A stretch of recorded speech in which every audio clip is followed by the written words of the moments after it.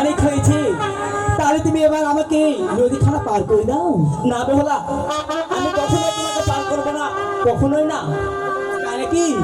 তার মানে তুমি আমাকে এই নদীর মাঝখানে নিয়ে আসো, আমাকে পার করবে না, তাই না? বলি বেহুলা, তোমার সাথে আমার কি কথা ছিল? তোমার সাথে আমার কথা ছিল আমার গলার মালা, তুমি যা চাও আমি তাই দিব। বলি বেহুলা, তোমার সাথে আমার কথা ছিল তুমি আমার ডিঙ্গায় উঠবে, আমার ডিঙ্গার কোনো ক্ষতি করবে না। হ্যাঁ, আর তুমি কি করলে? আমার ডিঙ্গার ছিনির ধরেছিলে, আমি তোমাকে পার করবো না, করবো না। এই দেখো, তুমি সত্যি আমাকে পার করবে না? তাই তুমি কি আমার ক্ষমতা দেখতে চাও? এই কি বলছো বেহুলা? তুমি তোমার ক্ষমতা দেখাবে? ঠিক আছে, দেখাও তোমার ক্ষমতা। বেশ, আমি এই মধ্যে আমার হনুকে দেখে দেখছি। ওরে হন হন বেলা রে বেহুলা,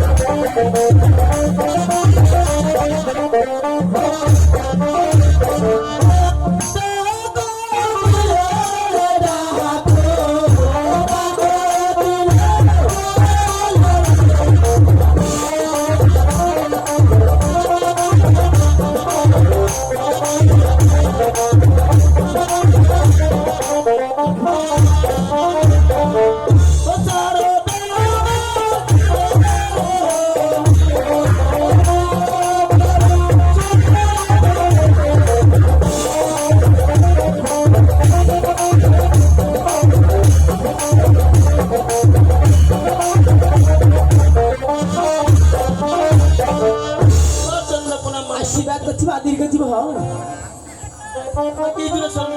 আর কি নমস্কার করবো? এই নদীর মাঝখানে নিয়ে আসি, সেটা আমাকে আটকে ফেলেছে। তাই বলছি তুমি এখান থেকে আমাকে উদ্ধার করো। আমি পারবো না মা, দূর হয়ে যাবে। বলি বেহুলা, এখন তোমার কি ক্ষমতা দেখাবে নাকি? দেখাও, আমি দেখবো। বেশ, তাহলে দেখি আমার প্রভুকে ডেকে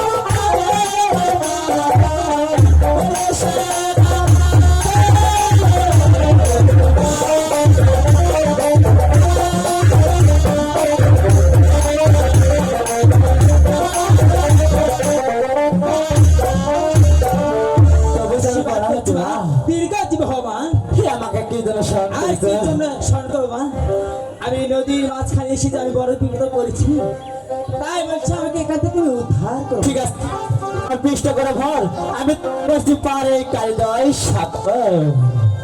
তবে দেখো লক্ষ্মীন্দর, তুমি যদি আমাকে চাও এই মতে তোমার তুমি গিয়ে ফিরে যাও, গিয়ে ফিরে গিয়ে আমার পিতার নিকটে একখানা ঘটক দিয়ে পাঠাও, তবে তুমি আমাকে পাবে। তুমি কি বলছো বেহলা?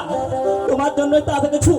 তবে তবে আমি আমার পিতাকে দিয়ে ঘটক পাঠাবো, আর তাও যদি না হয় তাহলে আমি যুদ্ধ করে হলো আমি তোমাকে করে আনবো আনবো।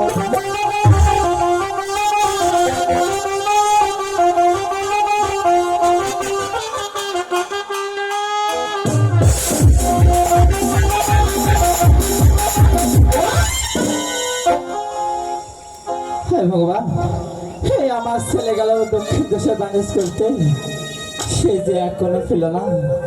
না না, হে একটু আমি আগে যা দেখি আমার ছেলে আইলো কিনা। বলি মা, কি বলো ছেলে? তুমি কি আমায় স্মরণ করেছো? হ্যাঁ ছেলে,